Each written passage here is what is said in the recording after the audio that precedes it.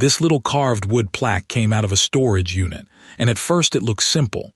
A chalet, some mountains, a dark frame, a few cuts in the wood. Then you turn it over and the back gives you one word: Grenoble. That is the hook. Not a travel label, not a long inscription, not a certificate. Just the name of a French Alpine city, carved into the back like a clue. Grenoble sits in a valley surrounded by mountain country: Chartreuse, Vercors, Belladon, Oisans.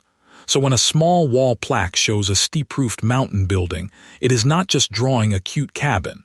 It is using a visual language people recognize almost instantly: the Alpine Chalet. The word chalet started with mountain life. It originally referred to a herder's dwelling, then grew into the broader idea of a timber mountain house. Wide roofs, wood, snow, steep terrain, and that feeling of shelter against a huge landscape. This plaque shrinks that whole idea down to something you could hang in a hallway. Look at the front and it is not really a painting. The scene is carved in relief, so the picture depends on shadows. The roof lines rise just enough. The rocks in front catch the light. The mountains in back are shallow, but they still create distance. If the light changes, the little scene changes with it. That is what makes relief carving interesting. It sits between drawing and sculpture. It is flat enough to hang on a wall, but raised enough that your eye reads depth.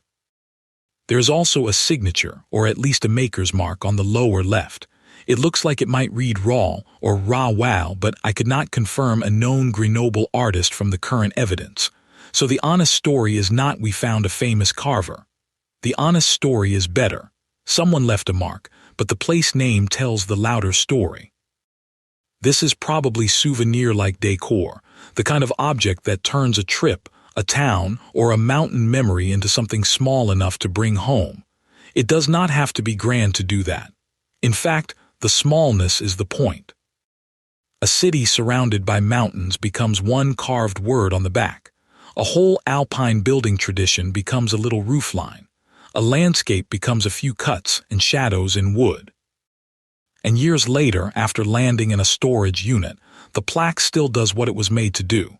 It makes you stop, turn it over, and wonder where it has been.